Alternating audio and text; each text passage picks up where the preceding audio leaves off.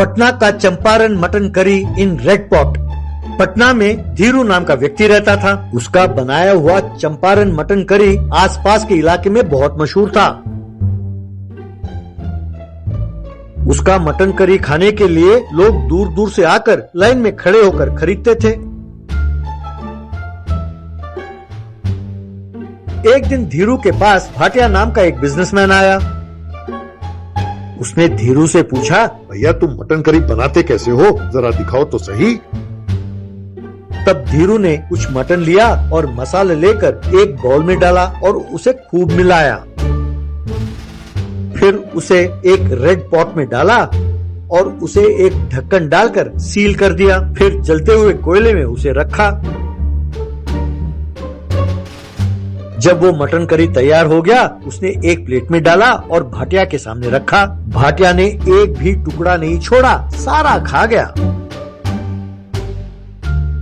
बाद में भाटिया धीरू से, अरे भाई धीरू, कमाल का स्वाद है, तुम इसे इतने कम दाम में क्यों बेचते हो? भाई तुम वाकई महान हो भैया। तुम एक काम करो, मेरे दफ्तर आ जाओ, मुझे तुमसे कुछ बात करनी है। तब धीरू, क्या बात कर रहे हैं सर, आप इतने बड़े आदमी मुझे बुला रहे हैं, तो मैं जरूर आऊंगा आपके दफ्तर।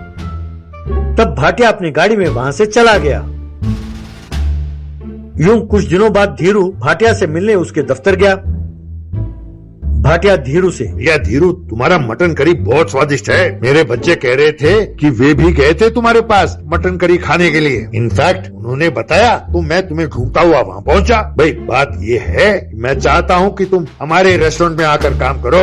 महीने का 30,000 रूपए देंगे तनख्वाह तुम्हें। इस तरह तुम्हारा चंपारण मटन करी सड़क के किनारे नहीं, पटना के स्टार होटल्स में मिले, ऐसा बंदोबस्त करते हैं। हम प्लेट का 10,000 रूपए रखेंगे दाम। तब धीरू, सर आप जैसे बड़े लोगों को ये पसंद आया, इसीलिए आप मुझे ढूंढते हुए आए। इस करी को खाने के लिए गरीब लोग भी आते हैं सर। अगर आपके होटल में इतना ज्यादा दाम में इसे बेचेंगे तो बेचारे गरीबों के साथ अन्याय होगा सर। तब भाटिया, भाई देखो धीरू, लगता है मेरे सामने तुम्हें बिठाकर तुम्हें इज्जत देकर मैंने गलती की है। अगर मैं चाहूँ कल से वो तुम्हारा दुकान नहीं रहेगा वहाँ और ना ही तुम रहोगे। धीरू, सर आप गाड़ी से उतरे और मेरे पास बैठकर आपने करी को टेस्ट किया तो मैंने सोचा आप बहुत नेक इंसान हैं। अगर मुझे पता होता कि आप ऐसा सोचते हैं तो मैं आपके पास ना आता। वैसे सर आपकी और मेरी बनेगी नहीं, मैं चलता हूँ सर। कहकर वहाँ से चला गया। भाटिया को गुस्सा आया।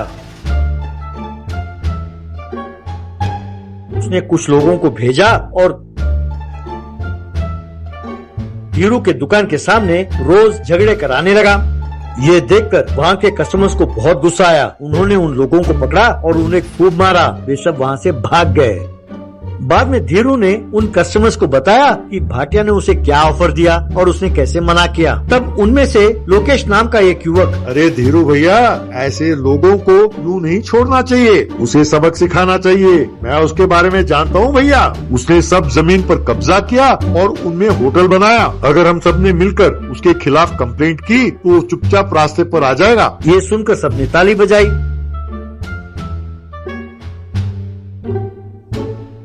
अगले दिन लोकेश के साथ बाकी लोग भी गए और अदालत में भाटिया के खिलाफ केस दर्ज किया। अदालत में जज ने भाटिया के खिलाफ पूछताछ करने का आदेश जारी किया।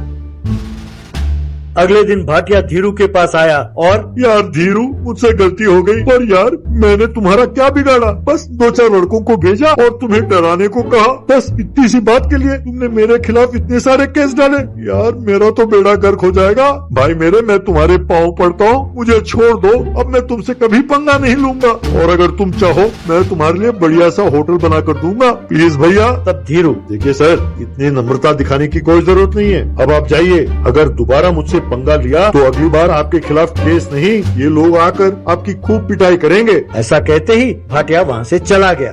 तब से भाटिया धीरू से दूर रहने लगा। बाद में अपना साथ देने के लिए धीरू ने अपने ग्राहकों को धन्यवाद कहा। और हाँ, पटना का चंपारण मटन करी खूब मशहूर हो गया।